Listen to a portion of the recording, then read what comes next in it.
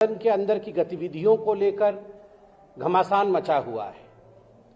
पूरे देश में विपक्ष कहीं न कहीं एक अस्थिरता का माहौल बनाने की चेष्टा कर रही है और यह आज से ही नहीं, जब से भारतीय जनता पार्टी और एनडीए की सरकार तीसरी बार बनी है तब से जॉर्ज सोरोस के कहने पर विशेष करके राहुल गांधी और कांग्रेस पार्टी और उनके जो अलायंस पार्टनर है देश में कहीं न कहीं संस्थाओं के ऊपर हमला कर रहे हैं। चाहे वो संस्थान सुप्रीम कोर्ट का हो, चाहे वो संस्थान इलेक्शन कमीशन का हो, या चाहे वो संस्थान स्पीकर का हो, सभी संस्थानों के ऊपर हमले करने का प्रयास, और सबसे दुखद है प्रधानमंत्री के संस्थान के ऊपर भी। मैं नहीं कहूंगा कि माननीय नरेंद्र मोदी जी के संस्थान के ऊपर, प्रधानमंत्री यह एक पद है जिसे देश चुनती है, प्रधानमंत्री जी के संस्थान के ऊपर भी हमला करने की कोशिश और प्रयास कांग्रेस पार्टी और उसके अलायंस पार्टीज करते रहे हैं। आज ऐसे ही अनेकों विषयों पे एक संक्षेप टिप्पणी मैं यहां रखूंगा। सर्वप्रथम मैं SIR से आरंभ करूंगा, क्योंकि भारतीय जनता पार्टी और भारत के लोकतंत्र के खिलाफ ममता बनर्जी और उससे पहले कांग्रेस पार्टी ने जिस प्रकार का माहौल पूरे भारतवर्ष में बनाने की कोशिश की थी कि ये जो SIR है ये फर्जी है, ये जो स्पेशल इंटेंसिव रिवीजन है यह इलेक्टोरल रोल को उसके सुचिता के लिए नहीं है, ये भारतीय जनता पार्टी के लिए फायदे के लिए है, यह मसौदा गैर कानूनी है। इस प्रकार से पूरे देश में एक नैरेटिव बनाने की कोशिश ममता बनर्जी ने किया था।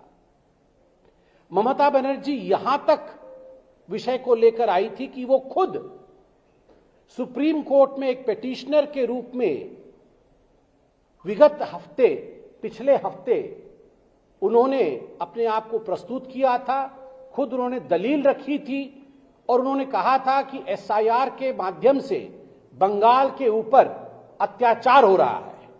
उन्होंने अपील की थी कि SIR को खारिज कर दिया जाए और ये जो अपॉइंटमेंट्स हैं ये गैर कानूनी है। मगर कल सुप्रीम कोर्ट ने जो अपना निर्णय दिया है वो कहीं न कहीं ममता बनर्जी और तृणमूल कांग्रेस की सरकार जो बंगाल में है उसको एक बहुत बड़ा झटका है।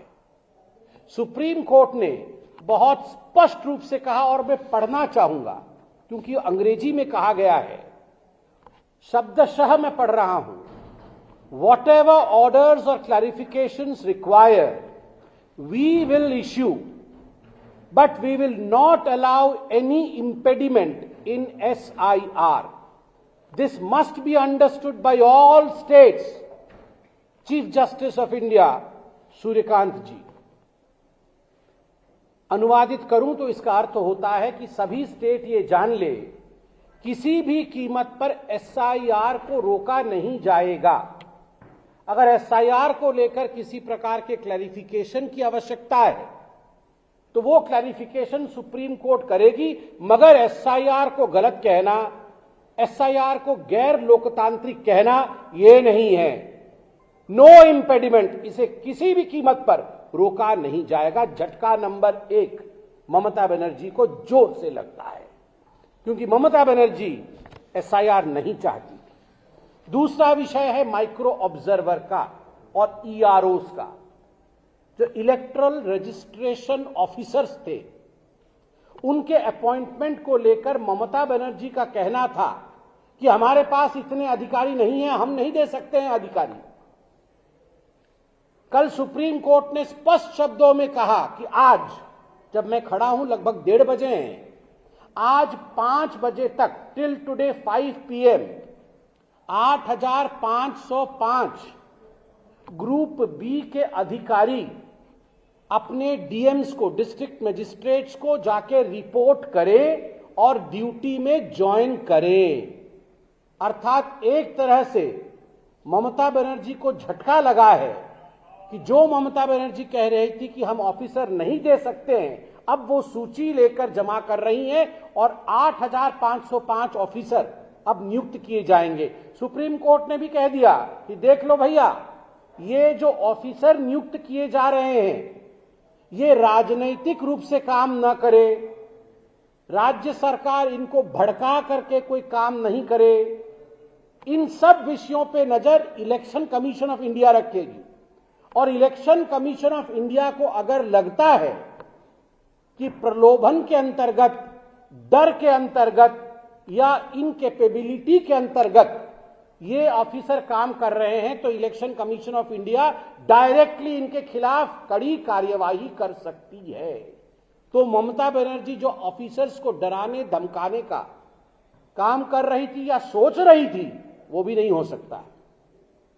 तीसरा विषय माइक्रो ऑब्जर्वर्स को लेकर बड़े स्पष्ट रूप से सुप्रीम कोर्ट ने कहा माइक्रो ऑब्जर्वर्स रहेंगे।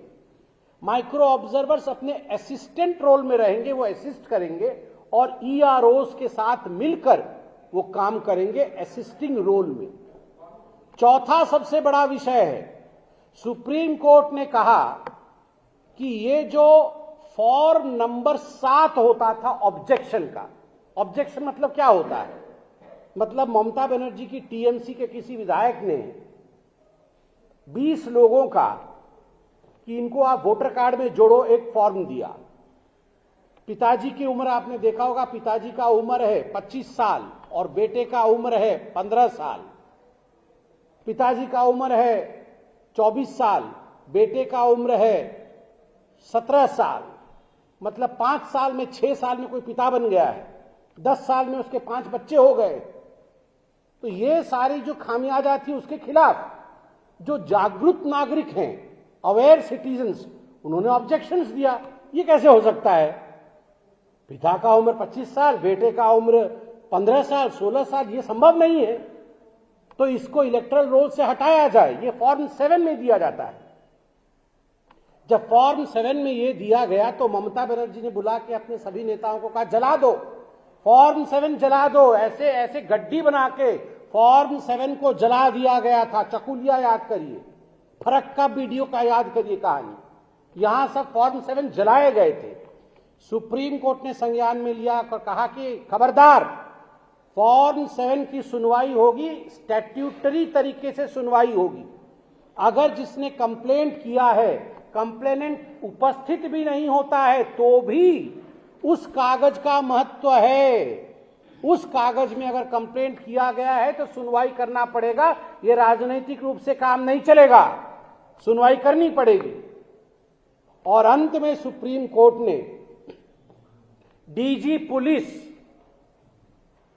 वेस्ट बंगाल के डीजी पुलिस को कहा है कि आप हिंसा रोकने में नाकाम है, इसलिए आपको हम शो कॉज करते हैं। डीजी पुलिस को शो कॉज किया गया है और कहा गया है पर्सनल एफिडेविट सबमिट करिए, पर्सनल एफिडेविट, कि आप हिंसा रोकने में क्यों नाकाम है। तो ये केवल डीजी पुलिस को एक तरह से शो कॉज नहीं हुआ है, ममता बनर्जी को शोकेस किया है सुप्रीम कोर्ट ने कल कि आप वायलेंस रोकने में अक्षम हैं और पर्सनल एफिडेविट दीजिए। डीजी पुलिस तो ममता बनर्जी के नीचे काम करते हैं, तो डीजी पुलिस को शोकेस होने का अर्थ होता है कि शोकॉज हुआ डीजी पुलिस, चेतावनी दी गई डीजी पुलिस को। इसका अर्थ है सुप्रीम कोर्ट ने चेतावनी दिया है ममता बनर्जी को कि आप फॉर्म 7 जला नहीं सकते हैं, आप इलेक्शन में जो ऑफिसर्स इन्वॉल्व है उनको धमका नहीं सकते हैं, उनको मार नहीं सकते हैं। उनका जीवन महत्वपूर्ण है, उनके जीवन की रक्षा करना आपका दायित्व है। अभी मैं पार्लियामेंट में सुन रहा था, न्यूज में सुन रहा था, ये अभिषेक बनर्जी कह रहे थे हम इम्पीच कर देंगे, हम सीईसी को हटा देंगे, इम्पीच कर देंगे। आजकल ये नया फैशन आया है, मतलब जिनको जनता इम्पीच करती है वो पूरे दुनिया को इम्पीच कर देंगे। क्या मजाक बना के रखा हुआ है? सुप्रीम कोर्ट ने ऑर्डर दिया तो आप सीईसी को इम्पीच कर देंगे? ऐसा नहीं होता है। लोकतंत्र में कानून के हिसाब से, आईन के हिसाब से, लॉफुल तरीके से देश चलता है।